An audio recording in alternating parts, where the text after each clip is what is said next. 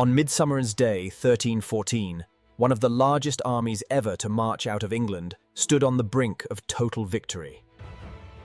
18,000 men, a glittering host of steel, horse, and royal banners, had come north to... Facing them was a much smaller, desperate force, cornered, and with nowhere left to run. The outcome seemed certain. But the rebel commander, an outlaw king, wasn't planning a battle. He was planning a trap. It wasn't a trap of steel or stone, but one dug into the earth itself, a humble, almost invisible snare that would swallow an entire army and change the course of history forever. In this video, we will unravel the story of how this one simple trap became the centerpiece of a... First, we'll explore the impossible choice that forced the Outlaw King to abandon his hit-and-run tactics and risk everything on a single, decisive confrontation. Next, we will dissect the anatomy of the trap itself, the meticulously prepared pits that were so much more than just holes in the ground. We will then put you on the battlefield to witness the fatal arrogance of the English vanguard as they charged headfirst into disaster. Finally, we'll analyze how this single, brilliant tactical move created a cascade of chaos that led to one of the most stunning underdog... Proving that sometimes the simplest plan is the deadliest. The story of the trap begins not on the battlefield, but with a gentleman's agreement a year earlier.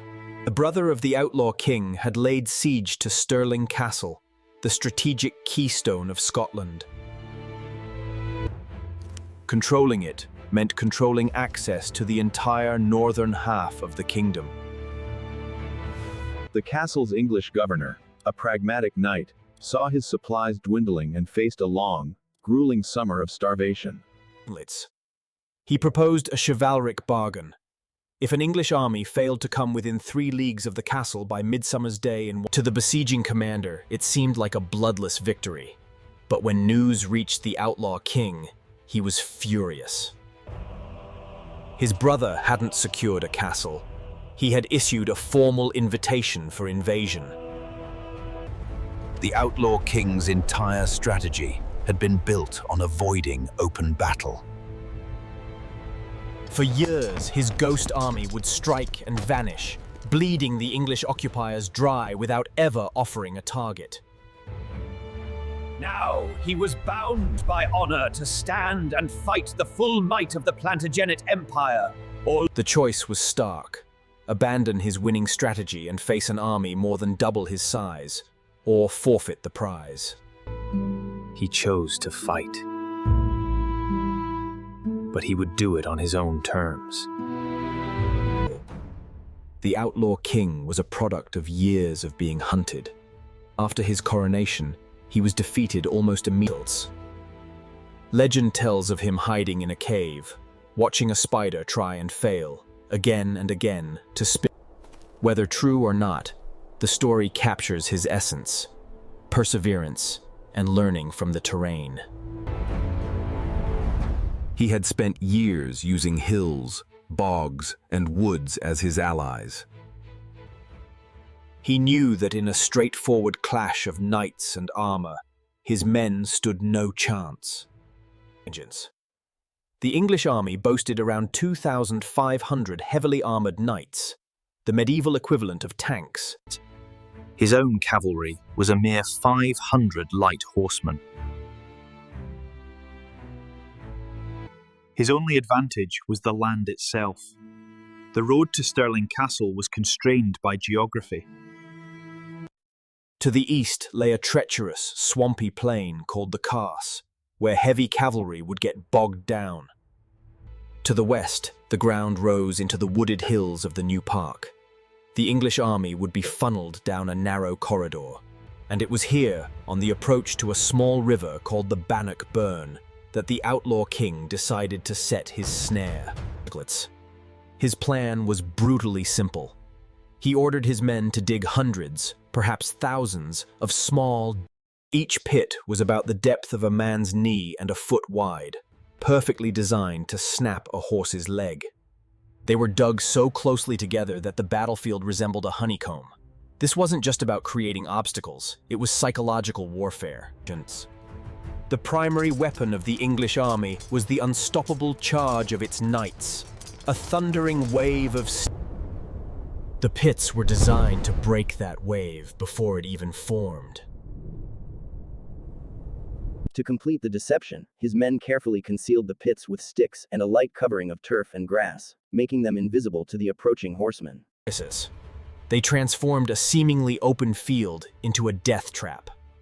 While this defensive line was being prepared, these were tight circles of foot soldiers, bristling with 5-meter-long iron-tipped spears pointing outwards. The trap of pits would break the charge, and the schiltrons would finish the job.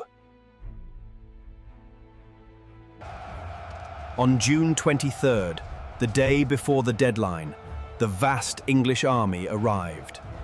Scouts reported its sheer scale, a force so large that its baggage train alone was said to stretch for 20 miles. At its head was the Plantagenet king himself, surrounded by the greatest earls and barons of his realm. But the king was unpopular, known more for his court favorites than his military prowess. Crucially, several powerful English earls had refused his summons, a sign of the deep divisions in his camp.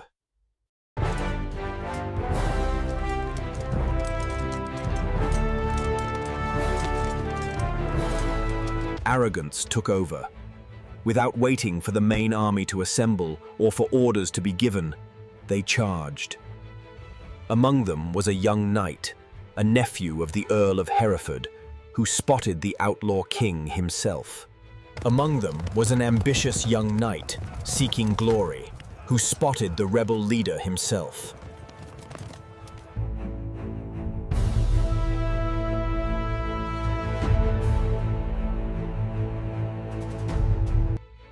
Seeing a chance for glory, the knight lowered his lance and galloped straight for the Scottish leader. The Outlaw King was mounted on only a small grey horse, armed with a battle axe.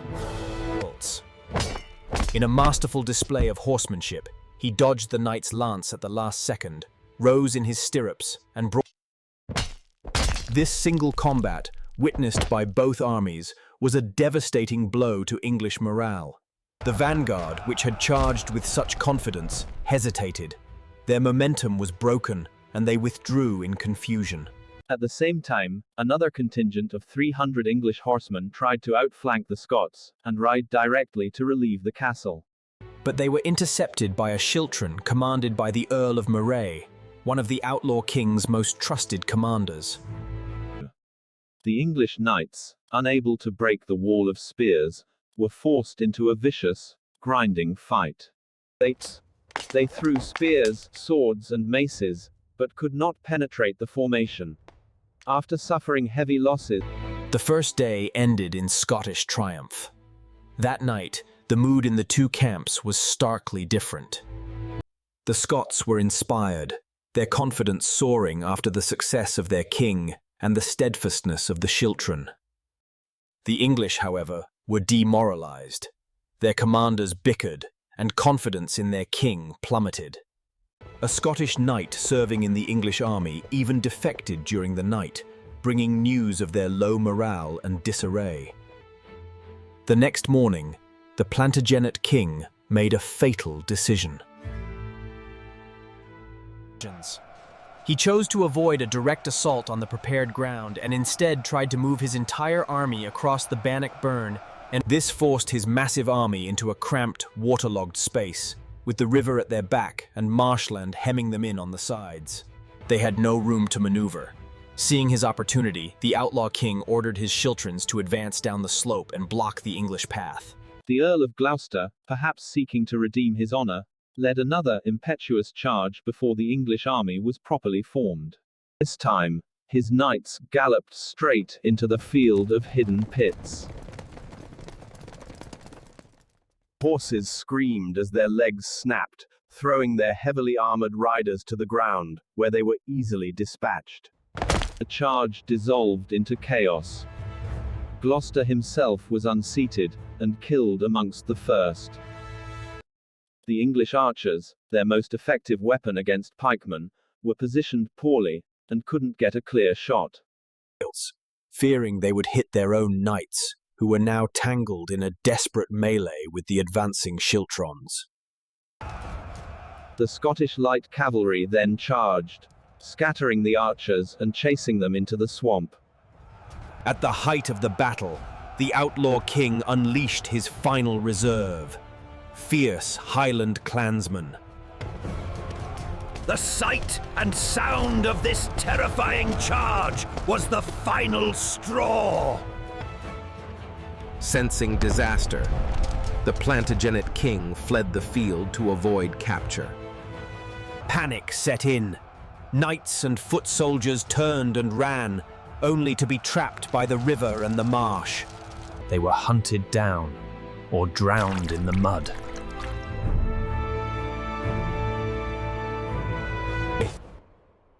The Bannockburn was said to run red, choked with the bodies of men and horses. In the end, it was not just one trap, but a series of them. The first was the chivalric pact that forced a confrontation. The second was the Outlaw King's brilliant use of terrain, funneling a superior force into a predictable path. The third was the physical trap, the concealed pits that broke the back of the English cavalry charge and shattered their greatest strength. And the final, most effective trap was a psychological one. By using single combat, disciplined for turning their confidence into panic and their numerical advantage into a liability. The Battle of Bannockburn wasn't just won by spears, it was won by ingenuity. The victory at Bannockburn secured the Outlaw King's rule and paved the way for his kingdom's independence 14 years later. History is filled with battles won against impossible odds through clever tactics. What other historians? Let us know in the comments below. And if you enjoyed this look into medieval strategy, be sure to subscribe and hit the notification bell. Check out our video on the Battle of Agincourt next, another stunning upset. Thanks for watching.